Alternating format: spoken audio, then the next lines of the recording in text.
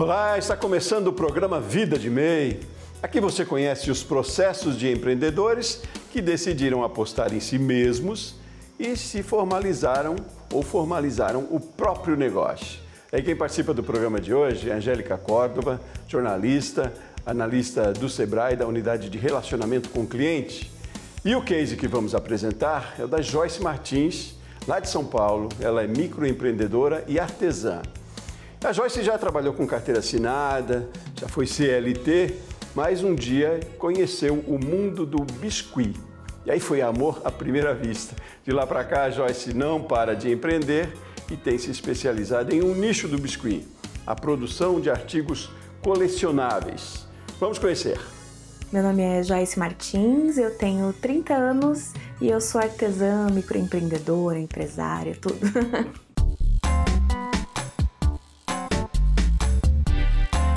Antes de eu ser empreendedora, eu trabalhava CLT mesmo, né? Eu trabalhava na área de vendas, telemarketing, fiquei quase 10 anos nessa área.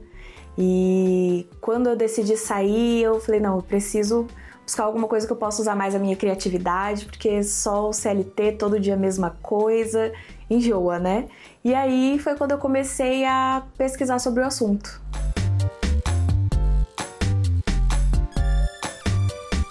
Eu comecei a pensar sobre empreendedorismo justamente pela questão de estar fazendo todos os dias a mesma coisa, e aí a empresa que eu trabalhava me demitiu, e aí durante esse período de aviso prévio eu comecei a pensar, tá, eu quero fazer alguma coisa diferente, eu não quero mais trabalhar CLT, mas eu queria algo que fosse envolvendo ainda vendas, porque eu era muito boa nisso. E aí eu comecei a pesquisar sobre vender alguma coisa, e eu lembro que uma supervisora da minha empresa, ela estava para sair de licença, e ela entregou para os funcionários dela uns bonequinhos em biscuit, um porta-foto. E aí as minhas amigas sabiam que eu estava procurando alguma coisa para fazer, e aí elas vieram mostrar para mim, falaram, nossa, é sua cara fazer isso, negócio de biscuit, eu nem sabia o que era. Falaram, poxa, super legal, por que você não pesquisa? Eu falei, interessante, vou começar a pesquisar. E aí eu comecei a pesquisar, comprei os primeiros materiais, isso foi em 2018 e tô aí até hoje.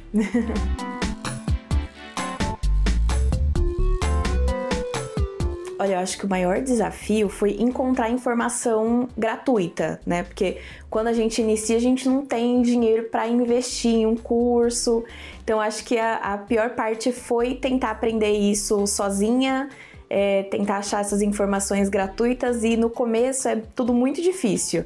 E aí a gente vai produzindo, aí tem aquela questão da gente querer desistir, porque eu penso, poxa, não tá ficando legal. E aí, de repente, pensar em voltar para o que era antes pudesse ser mais fácil, mas acho que a parte mais difícil é encontrar essas informações fácil. Tem, mas é difícil da gente encontrar ela por aí.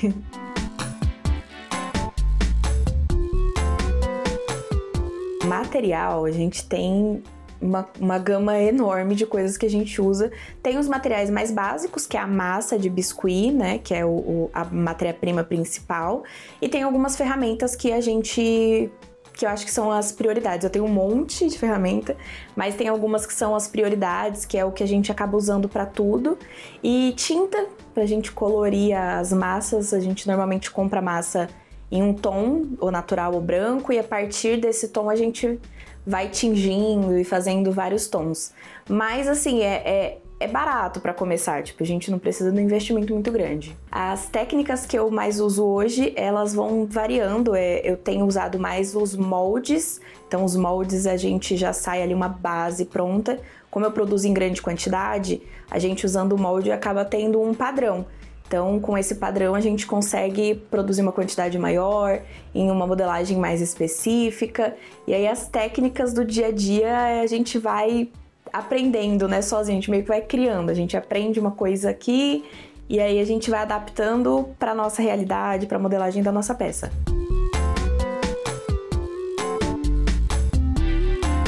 Hoje eu trabalho com 3 estilos diferentes, né, que são as modelagens, que é o Funko Pop, que é uma remodelagem, uma releitura de um modelo que já existe, que é da Funko, né, que é o Popinho. E aí eu produzo de acordo com o que o cliente me pede. E também há aqui o Posket, que é uma modelagem mais próxima do anime. Ele vai ter ali um olhinho pintado, é mais delicado. A modelagem dele é mais próxima da humana, digamos assim, né? O Funko Pop, ele tem aquela cabeçona quadrada, então ele é mais diferente. Então hoje são as duas modelagens que eu mais faço. E às vezes eu pego alguma coisa diferente, mas é bem raro. O estilo mais popular é o Funko Pop, com certeza. Eu acho que justamente por ele já ser um colecionável muito conhecido, muitas vezes as pessoas já têm algum Funko Pop original, né, da marca mesmo, só que ela quer um personagem que eles não produzem, ou ela quer um dela para acompanhar a coleção. Então ele é o que mais sai, é o que as pessoas mais pedem no ateliê hoje, pelo menos no meu.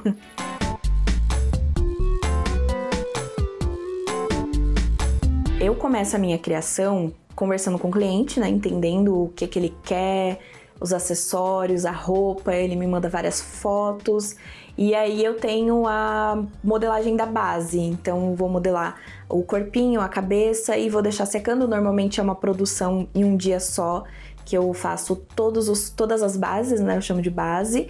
E aí a partir dessa base, aí eu vou criando a roupa, vou criando os acessórios, cabelo, cor dos olhos, tudo de acordo com o que cada cliente pediu. Aí é um processo mais único, que eu tenho que pegar cada um e modelar de acordo com essa ideia.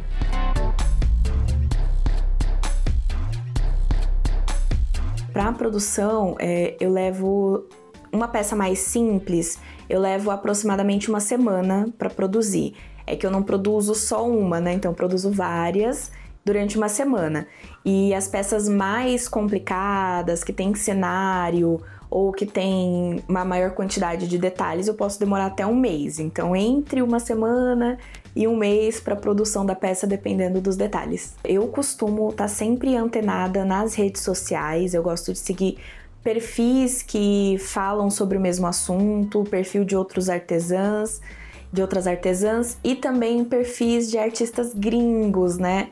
Que eu acho que é bem interessante porque sai um pouquinho do que a gente está fazendo aqui e entende, às vezes, até uma novidade no mercado que chegou lá fora e não chegou pra gente ainda. Então eu sigo bastante esses perfis e isso me ajuda bastante a me manter antenada, a aprender novas coisas e incluir isso no meu trabalho.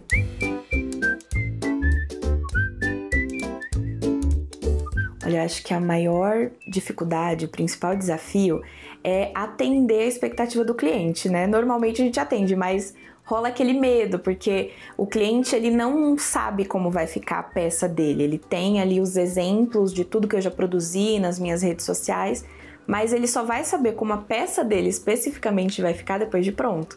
Então eu acho que rola muito esse medo de será que não vai agradar? Será que eu esqueci algum detalhe? Então a gente sempre, a hora que eu finalizo tudo, vou tirar as fotos e mando pro cliente, a gente tá de dedinhos cruzados ali esperando a resposta, suando frio.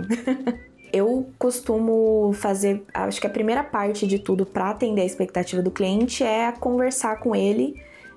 Os meus atendimentos são via WhatsApp, então eu sempre peço para eles mandarem a maior quantidade de detalhes possível, né? Então, quando é uma peça personalizada, me mandar foto da pessoa, de corpo, de rosto, me explicar o tom do cabelo, se ela quer algum penteado, se tiver foto da roupa que ela quer, melhor ainda. Então, quanto mais detalhes, quanto mais fotos, quanto mais o cliente explica o que ele quer, mais fácil fica de eu alcançar o que ele projetou junto, né, comigo.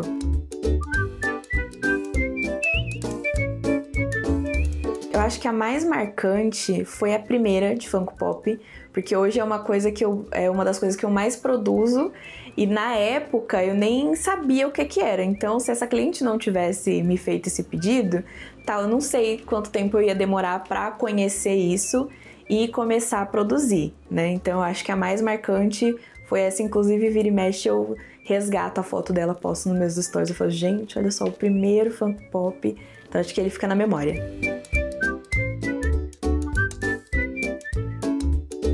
A segunda-feira é o meu dia de sentar, olhar a minha agenda, tudo que eu tenho para fazer, qual que é a data de entrega.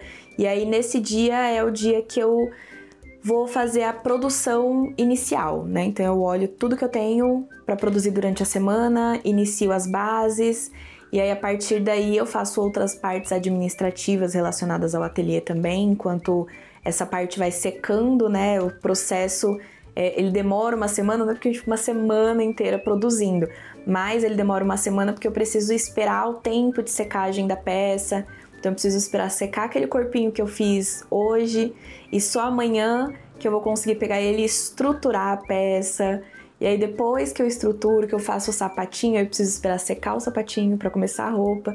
Então esse processo inteiro demora aí mais ou menos uma semana a um mês, né? Se tiver um cenário, se tiver outra coisa. E aí a partir daí a gente envia foto pro cliente. Aí se ele não aprovar, por exemplo, tiver faltando algum detalhe, eu volto ele para a linha de produção, faço os detalhes que ficaram faltando, ou a gente só faz a parte da embalagem e faz o envio. A parte mais agradável para mim é fazer os cabelos. Eu acho que é o momento em que você vê tudo de fato tomando forma, né? E é muito gostoso, é muito demorado. Eu acho que a parte mais demorada é o cabelo, mas é a hora que a gente começa a fazer e aí você vai vendo tomando forma. Eu acho que é a parte que eu mais gosto de toda a produção.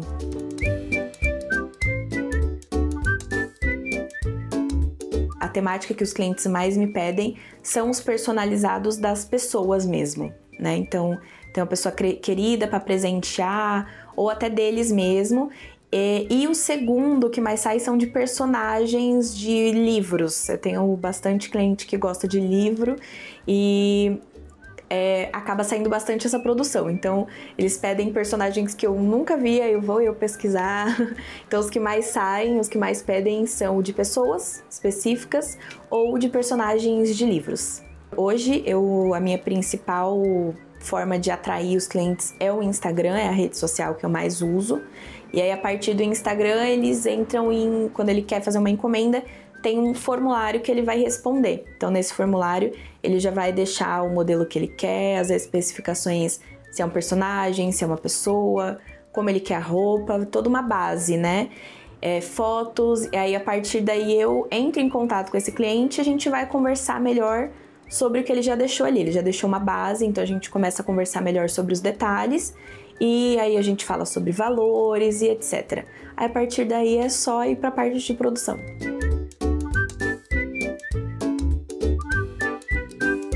Além da apresentação, né, além das fotos que a gente faz, tem a parte de embalagem, todo o processo depois da peça pronta até a chegada na casa do cliente, né? Tem a parte de invernizar a peça para a peça durar mais, ela não ficar suja com facilidade. A gente monta uma caixinha personalizada com a foto da peça, nome, a caixinha vai cheia de mimo para os clientes, então tem todo um processo ali a partir da aprovação do cliente, antes de chegar na casa dele, que a gente tem muitos cuidados para que quando ele abra aquela caixinha seja realmente especial, né? Que não seja só uma caixinha do correio que chegou, e sim que seja toda uma experiência dele abrir a caixinha até ele encontrar a peça ali finalmente, mas que tenha todos uns detalhes que é bem a margarida mesmo. Eu envio para os meus clientes um papel com todas as informações dos cuidados, né? Então, por se tratar de uma peça bem delicada, a gente pede para eles evitarem de deixar cair, né? Não deixar no alcance de crianças, justamente porque pode cair e quebrar. Como ela é invernizada, é importante sempre usar um pincel para fazer a limpeza, aquele pozinho, né? Que vai juntando de tempo em tempo. A gente usa um pincelzinho para limpar, pode passar um lencinho umedecido também, porque como ela é invernizada, não vai sair nenhum detalhe.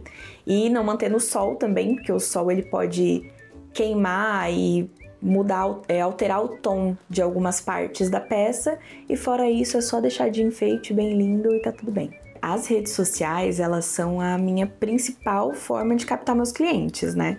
Então hoje eu não faço vendas e não tenho um site, nada disso. Então é somente pelas redes sociais, tanto Instagram, Facebook e TikTok, mas o Instagram é onde eu tenho um maior retorno e acaba sendo onde eu invisto mais tempo, né? Então, todos os dias eu posto algum conteúdo, stories dos bastidores também, e eu acho que isso ajuda bastante, faz o cliente criar aquele desejo, né, de ter um produto meu. Isso é muito bom.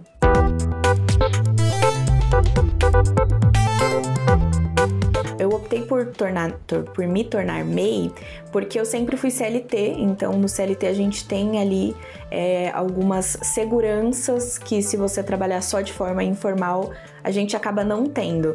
Então, trabalhar no formato MEI, ele me ajuda em diversas questões, principalmente futuras, né, em relação à aposentadoria e tudo mais que a gente teria ali num CLT. É uma segurança que a gente tem, e também em questão a gerar nota fiscal para o cliente, ter uma conta PJ. Eu acho que eu que trabalho em casa, é muito fácil a gente bagunçar ali o que a gente gasta com a casa e o que a gente gasta com o ateliê. Então acho que ter uma conta PJ e ter a conta pessoal para fazer essa divisão acaba influenciando e ajuda bastante, por isso que é muito bom ter o MEI. O processo de abertura da minha conta MEI foi muito fácil, eu fiz tudo sozinha mesmo, online, e aí hoje eu faço todo o gerenciamento do meu MEI pelo aplicativo. Então é bem tranquilo, faço o pagamento tudo pelo aplicativo, mas o processo de abertura eu acho que foi meia hora, eu preenchi tudo que precisava e só, foi bem tranquilo. Os maiores benefícios de ser MEI, na minha opinião, é a questão da segurança financeira, né? A gente tem, a partir do momento que eu faço o meu pagamento mensal do DAS, futuramente lá na frente eu tenho a minha aposentadoria garantida, assim como se eu estivesse trabalhando CLT. Eu poder ter uma conta PJ que vai trazer benefícios que não tem numa conta pessoa física comum. Então acho que esses são os principais benefícios, poder gerar uma nota fiscal para o meu cliente. Como eu faço vendas pela internet, eu preciso passar uma maior segurança para ele. Então acho que quando a gente quando a gente gera uma nota fiscal, ele tem uma maior segurança e entende que essa é realmente uma empresa séria.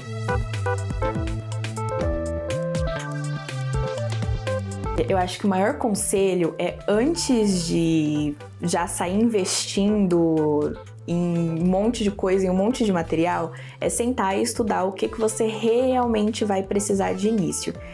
Eu particularmente, eu comprei na época que eu comecei a empreender, eu comprei muitos materiais que hoje eu já não uso. Então, se talvez eu tivesse comprado só o básico, eu conseguiria investir esse valor restante em outras coisas, ou investir em mais matéria-prima para continuar trabalhando, já que no comecinho a gente não tem aquele retorno tão alto. Então não dá para sair gastando desenfreadamente, porque depois você vai se arrepender que você nem vai usar algumas coisas. Você pode mudar, como foi o meu caso, eu comecei fazendo chaveirinhos e hoje eu faço colecionáveis. Então muitas coisas como moldes que eu usava para fazer chaveiro, eu já não uso mais, não preciso, eu poderia ter economizado isso, ter investido de outra forma. Os meus planos para o futuro em relação à minha empresa é crescer, é poder passar alguns processos que eu faço sozinha hoje, poder passar para terceiros, né? Pessoas que entendam melhor a parte de marketing, a parte da contabilidade. E eu também tenho a ideia, né, um projeto para o futuro que é me tornar professora de biscuit. Hoje eu só faço a produção, mas eu quero começar a desenvolver alguns cursos, talvez até palestras, e isso talvez ali para 2024 eu já quero começar a dar andamento nisso. A primeira parte do processo para a produção do Funko Pop, que é um dos modelos que mais saem aqui na Margarida, eu uso moldes porque ele vai me ajudar a fazer uma produção mais longa, em uma menor quantidade de tempo e tendo um padrão de tamanho. Então esse daqui é o meu molde de cabeças e esse daqui é o molde que eu uso para fazer os corpos. Nesse caso aqui é o masculino, né? E aí para isso a gente vai usar a massa de biscuit, que é essa daqui. Então a gente compra ela assim num pacotão. Ela vem bem molinha, que é o que a gente vai usar para fazer a modelagem. E aí, no processo de secagem, a gente deixa o ar...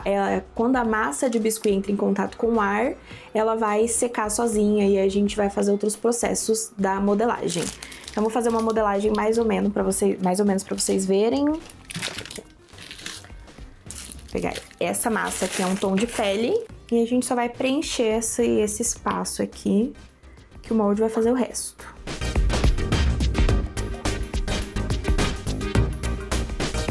Assim, é só juntar a parte fácil.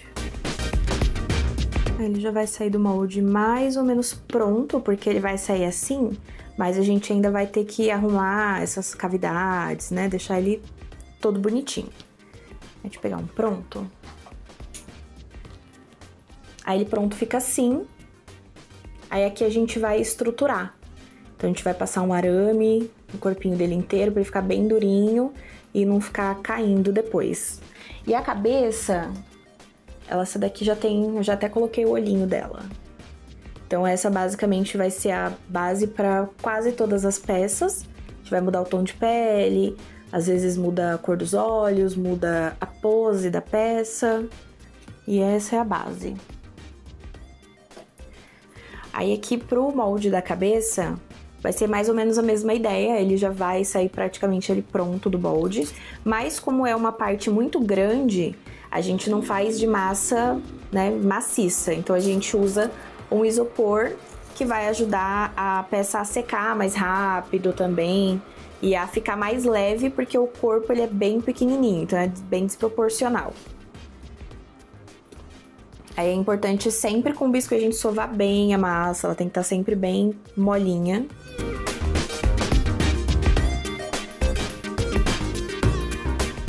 Aí o meu ele já tem o formatinho da cabeça do jeito que eu preciso. Aí é só a gente encaixar com ódio.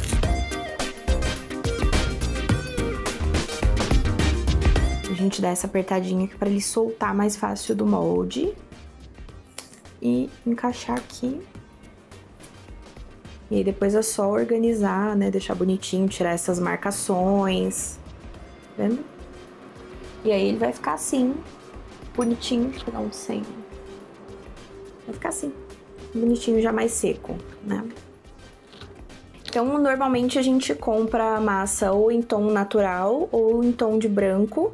Essa daqui é a natural e eu vou usar ela pra tingir nesse tomzinho aqui de azul. Então, o bom da gente comprar natural é que você pode fazer absolutamente qualquer cor com ela, só ter o que tingir. Nessa daqui eu tô usando tinta óleo, mas a gente tem uma infinidade de coisas que pode usar pra tingir o biscuit.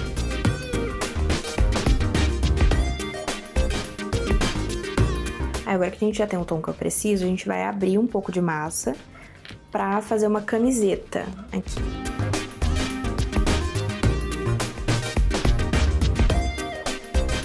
Aí, a partir daqui a gente vai fazer o acabamento, que é deixar a peça bem lisinha.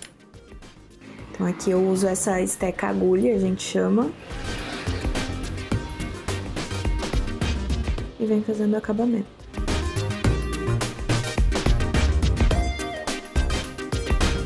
Agora é só encaixar os bracinhos. Fazer uma marcação também para parecer uma camiseta, né? E aí é só fazer a parte da camiseta do bracinho também.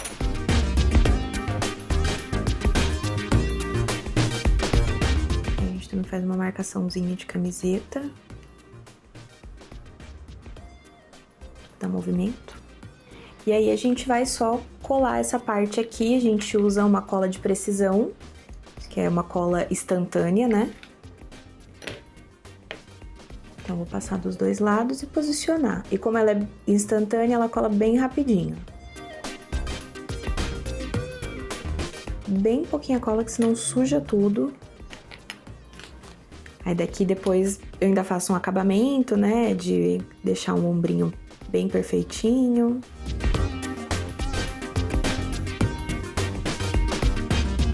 Aí depois a gente tem uma cabeça já seca também, já com os olhinhos.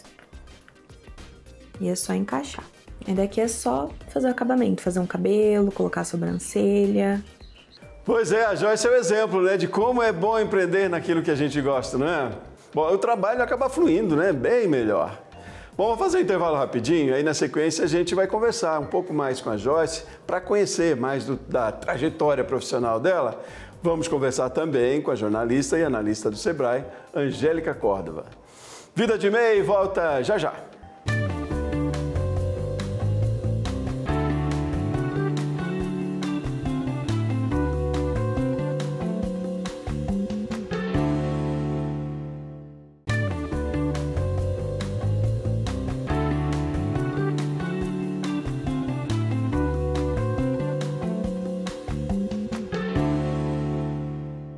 Estamos de volta com o programa Vida de MEI. Seja muito bem-vindo, seja muito bem-vinda. Como sempre digo, é muito bom ter você aqui conosco. E olha, no bloco anterior, nós conhecemos um pouco do trabalho desenvolvido pela Joyce Martins, lá de São Paulo. Ela é microempreendedora e artesã. A Joyce se especializou na arte do biscuit e vai participar dessa conversa com a gente aqui também, a Angélica Córdova, analista do Sebrae, ela é jornalista também da unidade de relacionamento com o cliente. Vamos conversar com as duas, estão aqui comigo já. Bem-vinda, Angélica, bem-vinda, Joyce. Muito bom ter vocês aqui conosco também. Tudo bem, Angélica? Olá, Sebastião, um prazer. Olá, Joyce. Olá a todos que nos assistem. Um prazer, Joyce. Sua história é muito inspiradora. Eu acho que quando a gente trabalha com o que ama, os resultados eles acabam vindo, não é? E você trouxe muito isso pra gente. E essa possibilidade de você ser microempreendedora individual, né? Para unir sua paixão e trazer essa pegada da empresa, ela é muito bacana, né, Joyce? E eu fico feliz que você tenha seguido por esse caminho. Oi, Joyce. Muito obrigado por compartilhar com a gente a sua história também. A gente aprende muito com isso, né? É curioso, né, Angélica? Porque às vezes a gente traz o analista e traz o empreendedor e vamos lá pegar a orientação do analista e a gente aprende muito com quem vem para cá, contar história para a gente. Então, muito obrigada, seja muito bem-vindo aqui ao canal Empreender, Joyce. Muito bom ter você aqui conosco também. Obrigada, eu que agradeço o convite. Quero conhecer um pouquinho mais, tanto eu quanto a Angélica, um pouquinho mais da sua história, para além do que a gente viu aí no primeiro bloco, né? Da reportagem que foi feita com você. Mas me chamou a atenção, você foi do CLT, você tinha carteira assinada lá como telemarketing, né? Aí você investiu no biscuit, mas depois não deu certo, você voltou. Me conta essa trajetória sua, essa sua jornada. Foi mais ou menos 9 anos no CLT, então eu comecei a trabalhar bem novinha.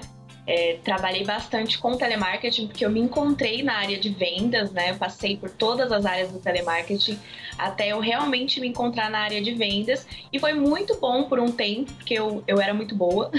Mas eu acho que chega um momento que a gente quer crescer, quer evoluir mais. E o CLT ele só proporciona isso pra gente até um determinado momento. E eu também estava adoecendo muito, e aí eu me encontrei com o biscuit, mas eu nunca tinha tido esse contato com o empreendedorismo.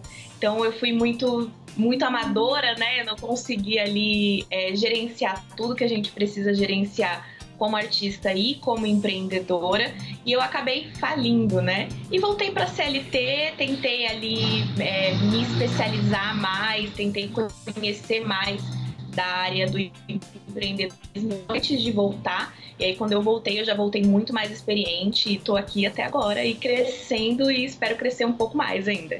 Pois é, Angélica, é curioso, né? O CLT parece mais confortável até às vezes, né? Empreender não é simples, não é fácil, não é romântico, né?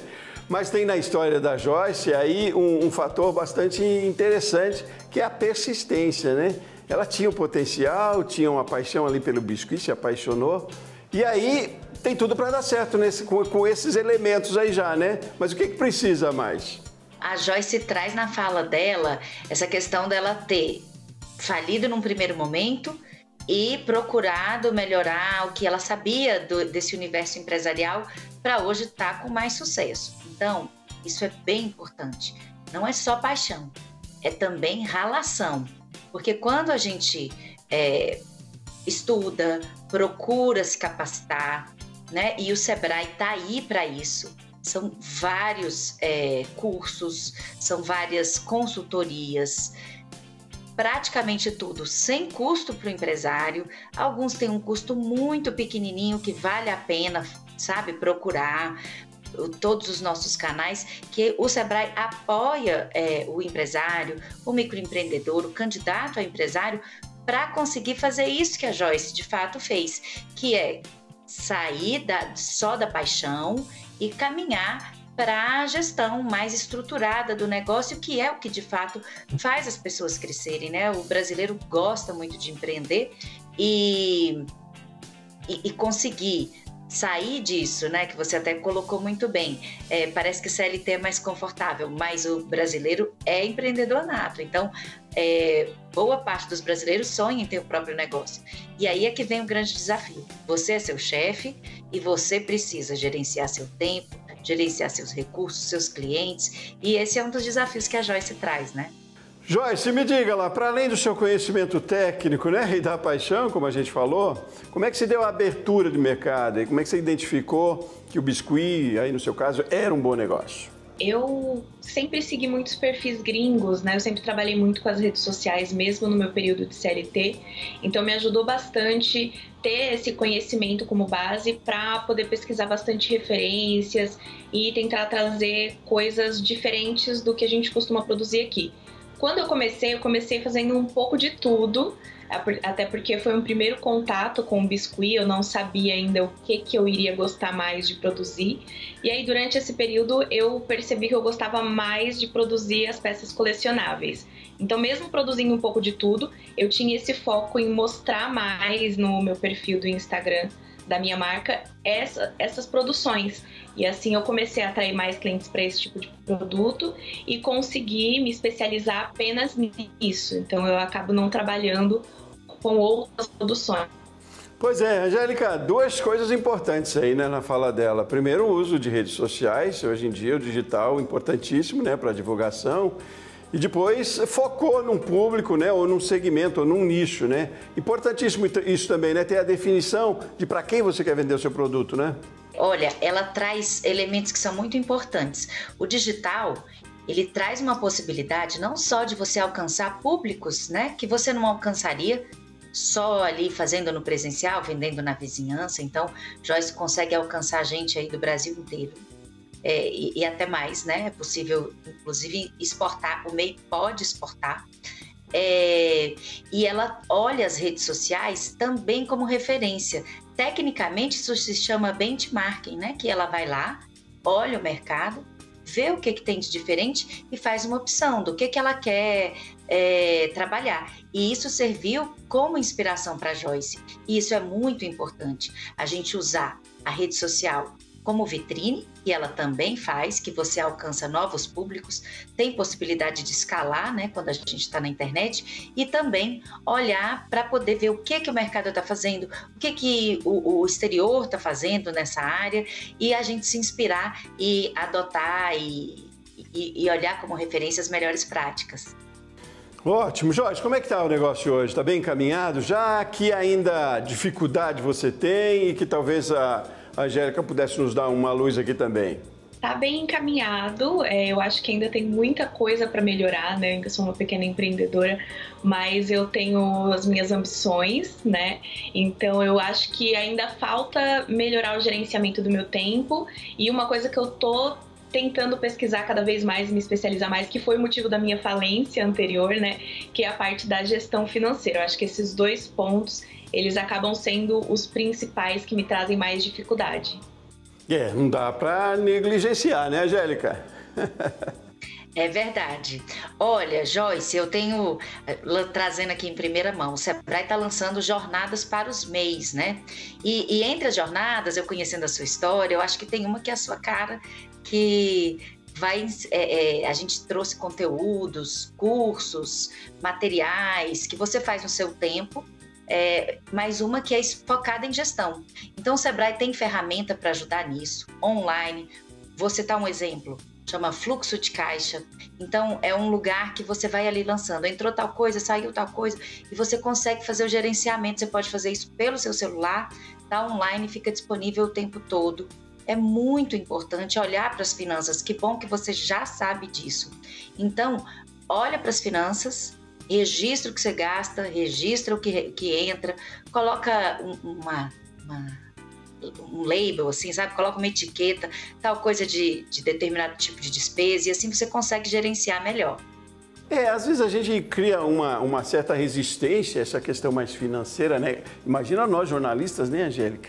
A gente tem uma resistência, mas é necessário, e o bom dessa ferramenta do Sebrae é que é muito ou intuitiva ou é muito leve de se fazer, né? Depois que a gente começa a usar, aprende que não só é necessário, como é fácil também, né? Você também, né? Não é jornalista, Joyce, mas tinha uma certa resistência aí com essa questão mais de números, né? Na verdade, eu sempre fui um problema, assim, da minha vida, desde sempre, foi a procrastinação, né? Então, é aquela coisa apesar de ser uma coisa muito rápida, você abrir o fluxo de caixa, colocar ali o gasto do dia, você não demora 5 minutos, eu sou uma pessoa muito procrastinadora, acabava deixando isso para o outro dia, e aí no próximo, e quando eu ia perceber, eu estava uma semana sem atualizar esse fluxo de caixa. Mas eu gostaria de fazer um adendo que eu estou, talvez seja a mesma, que é essa planilha de fluxo de caixa, tem mais ou menos um mês que eu tenho usado, porque eu entrei em contato com o pessoal do Sebrae há algum tempinho atrás para ter uma ajuda nessa área, e eu fui super bem atendida. Eu tinha alguns problemas em relação à regularização do meu MEI, e o pessoal do Sebrae me ajudou em tudo isso. Então hoje está tudo certinho, graças ao Sebrae, que eu fui super bem atendida, e a moça que me atendeu, inclusive, me mandou esse fluxo de caixa, e ele é perfeito. Eu já tinha comprado alguns e nenhum deles eu me adaptei bem, mas esse eu já tô indo pro segundo mês que eu tô utilizando e anotando tudo direitinho. Olha aí, eu nem sabia desse avanço aí da Joyce. Que bom, né, Angélica? Então eu não digo que a gente veio para cá para aprender com os empreendedores, a gente está sempre aprendendo. Convido vocês duas para a gente fazer um intervalo rapidinho, e aí no próximo bloco a gente vai falar de 2 pontos assim bem específicos e 2 quadros que a gente tem aqui no programa, que é o momento perrengue, que a Joyce vai contar para a gente e a Angélica vai analisar, e o momento pulo do gato, onde ela descobriu que o negócio estava dando certo e foi por ali, né? Por aquele pulo do gato. Então convido vocês duas aqui nessa câmera agora, e você de casa também, para continuar com a gente aqui no Vida de MEI. Nós fazemos um intervalo rapidinho e voltamos já já.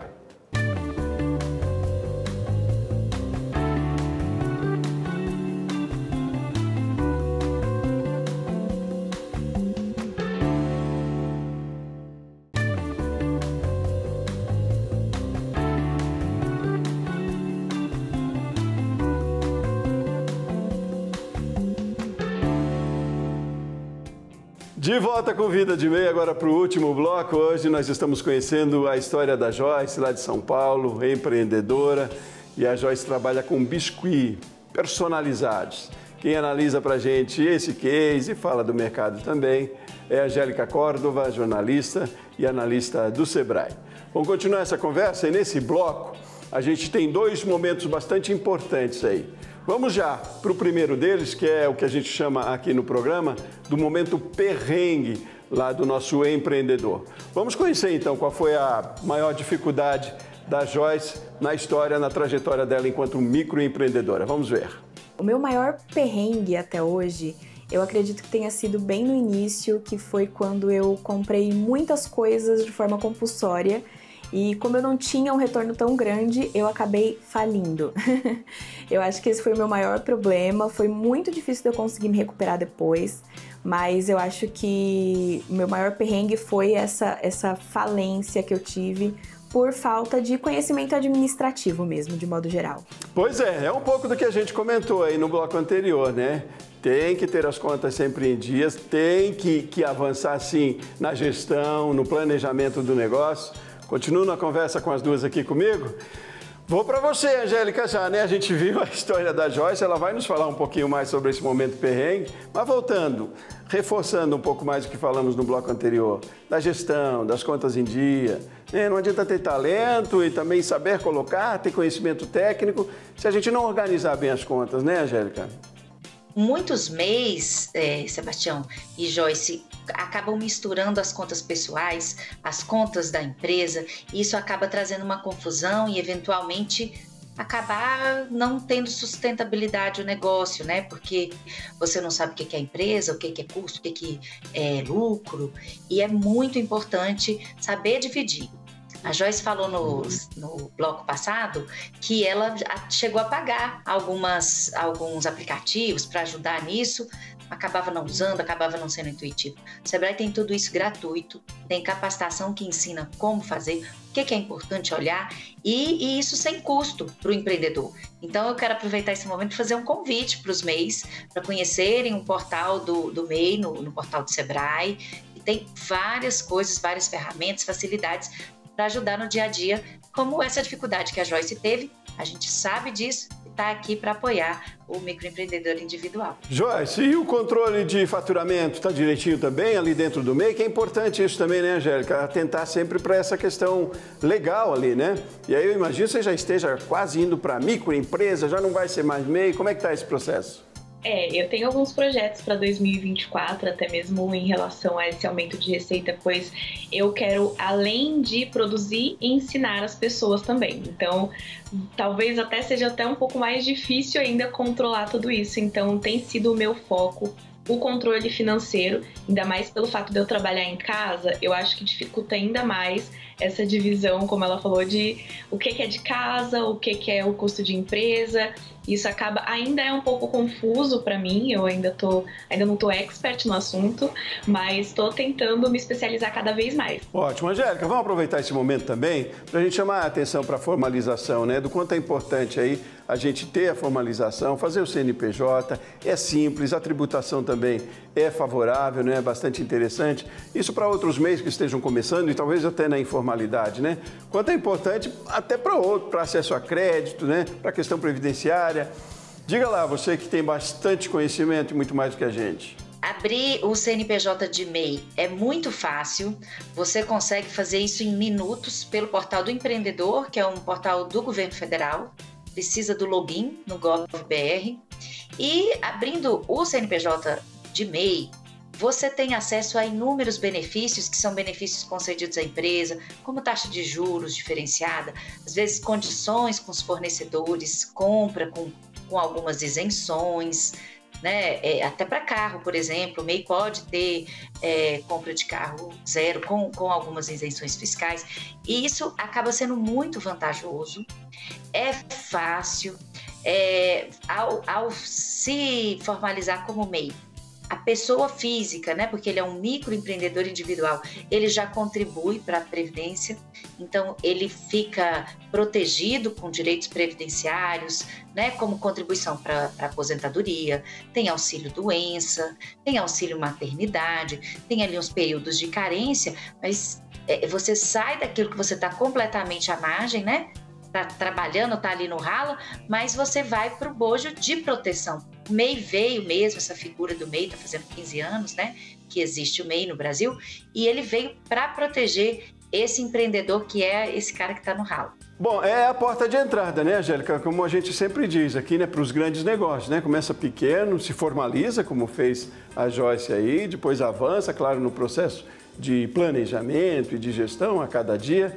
Mas enfim, bom, como tem o momento perrengue, como a gente mostrou, tem um momento também pulo do gato, né? Um bom momento, a descoberta talvez de uma trajetória ou dentro da trajetória de algo que inove e que faça toda a diferença no negócio.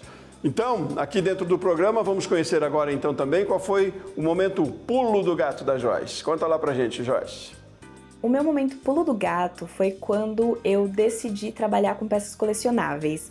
Como eu fazia uma coisa que era um custo baixo, mas eu também tinha uma renda muito pequena, né, um retorno muito pequeno, que eram uns chaveirinhos, eu percebi que o mercado faltavam pessoas que fizessem peças colecionáveis, peças mais detalhadas, e esse definitivamente foi meu momento pulo do gato, porque foi onde eu entendi onde eu podia ganhar muito dinheiro e acabei me especializando nessa área, então, e que eu estou até hoje. Então foi meu momento melhor.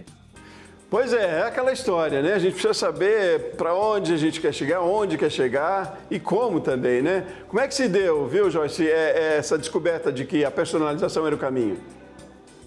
Dentro do biscuit, como nós temos vários nichos, né? Acho que é muito importante a gente escolher, além do que ele vende bem, escolher também algo que a gente goste de fazer e a partir daí começar a desenvolver todo esse processo. Ótimo. Angélica, nicho é uma dificuldade a mais? Ela trabalha com nicho, né? Ou alguma estratégia diferente para o microempreendedor que decide e quer trabalhar com nicho? Olha, essa questão de nicho que a Joyce sabiamente soube escolher, então uniu paixão e uma possibilidade que ela viu de crescimento, né? é uma estratégia muito importante. Por que a internet é tão relevante? Porque ela trabalha com nicho, então ela consegue chegar, às vezes não é produzir larga escala, coisas muito, a quantidade muito grande, não, mas você produzir para aquele público que se interessa, né? E uma coisa que é muito importante, tem sido cada vez mais valorizado, é o trabalho manual.